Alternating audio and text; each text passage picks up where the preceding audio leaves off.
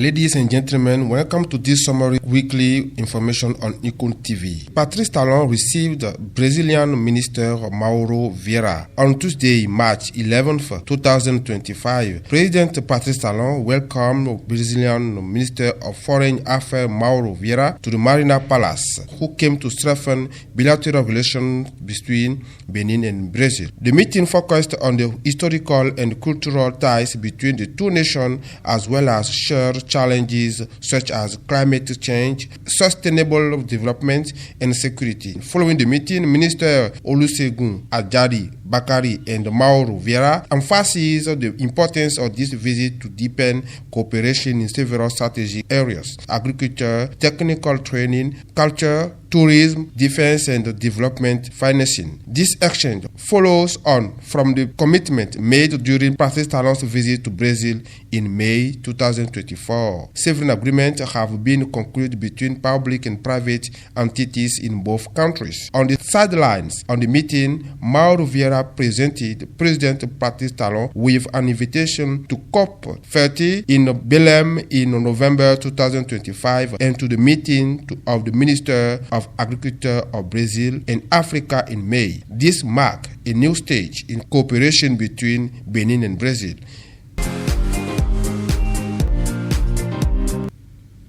Appointment of Djidas Agonkan as Ambassador of Benin to Burkina Faso. Djidas Agonkan has been officially appointed as the head of the Beninese representation in Ouagadougou. On Wednesday, March 12, 2025, the Council of Ministers held in Burkina Faso in a regular session under the chairmanship of Captain Ibrahim Traoré, deliberated on his appointment. The President of Burkina Faso gave his approval to the appointment of Djidas Agonkan. The Council agreed to the appointment of Mr. Djidas Habib Bignon Agonkan as Ambassador Extraordinary and Plenipotentiary of the Republic of Benin to Burkina Faso with residence in Niamey. Read the minutes of the traditional meeting of Burkinabe authorities. The new Ambassador of Benin to Burkina Faso will be based in Niamey and Ouagadougou.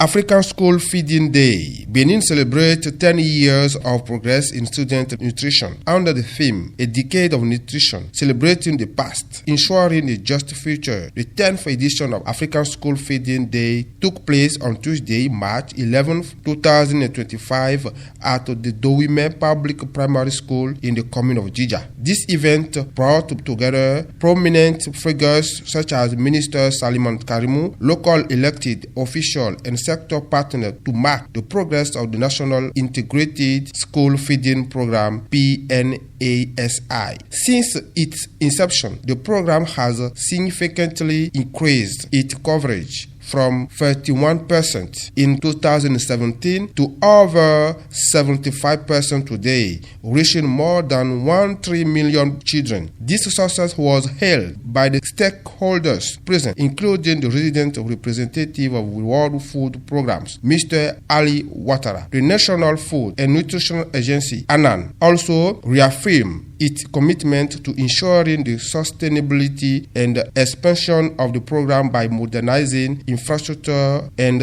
strengthening community engagements. Benin continues to invest in the purchase of local food, thereby helping to support the local economy and stimulate entrepreneurship. Minister Karimou affirmed that the goal of is to cover 100% of rural schools by 2026, highlighting the essential impact of the initiative on student success and well-being.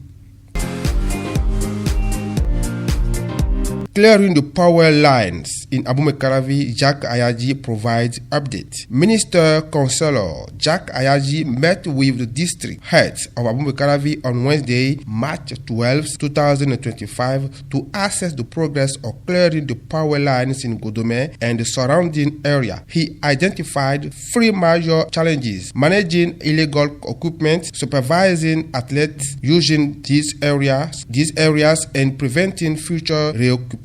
He emphasized he the need to meet the March 30th deadline for completing the operation. At this meeting, Mayor Angelo Awanjinu and Prefect Jean-Claude Kodja congratulated the initiative and reassured that work is underway. The district head requested heavy equipment to facilitate the operation. Jacques Ayaji encouraged continued awareness raising and dialogue with the population to ensure initiatives' success. A future meeting is planned to assess progress and ensure effective implementation.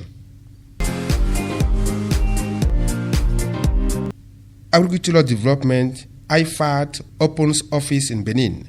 The International Fund for Agricultural Development, IFAD, country office will be inaugurated this Tuesday, March 11, 2025 in Cotonou. This new office aims to improve the effectiveness of the fund's intervention in the sub-region. Attending at the ceremony, IFAD Vice President Gerardine Mouke-Shamna welcomed this progress, which will better support national development agendas. This noted that IFAD has been working with Benin since 1978 to transform food system and combat rural poverty, reaching more than 500,000 farming households. The Minister of Agriculture, Gaston Kossi Dossoui, for his part, specified that IFAD's active portfolio in Benin amounts to $220,116,171 or $172,151,485 francs CFA in March 2025, with 3 major projects underway. These are the market gardening, extension, the agricultural development and market access support projects, and the regional agricultural market integration program. He stressed that this office will facilitate the mobilization of new resources and strengthen IFAD's impact in Benin and Togo, contributing to the sustainable development goals. Niger National Conference Report. Green light for a 5-year transition in Niamey. The final report of this National Conference was presented to General Abdourahmane Tiani. This conference is held in February, brought together more than 700 civilian and military participants. This recommends a transition of at least 5 years, renewable depending on the security situation and the agenda of the Confederation of Sahel States, which include Niger, Mali, and Burkina Faso. The report also proposed the dissolution of current political parties and the development of new charter to govern the activities. Transition leaders, including General Tiani, will be able to run in the next election. Another recommendation is promotion to the rank of Army General. At the report presentation ceremony attended by former President and diplomat, General Tiani called for unity and national forgiveness. He is expected to ratify this decision soon.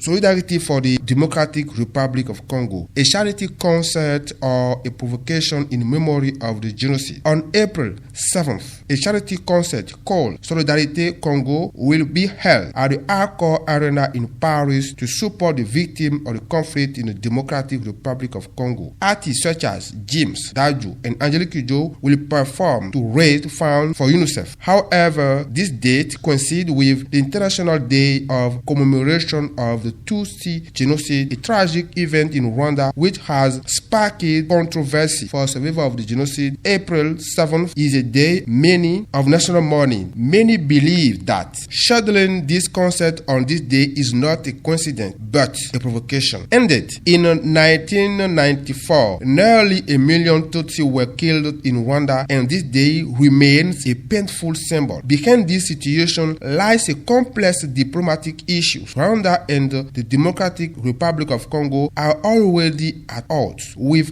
accusations of support for the M2023 armed group. Some believe this day could symbolically link the tragedies in both countries and rekindle tension between them. Rwanda has expressed its displeasure and request a postponement of the concert. The choice of these dates therefore raises questions. Is it a scheduling error or provocation that could further complicate the diplomatic situation between the Democratic Republic of Congo and Rwanda? Thank you to your listening. Try to subscribe on your WhatsApp and YouTube line to know more information about your country all over the world. Bye-bye.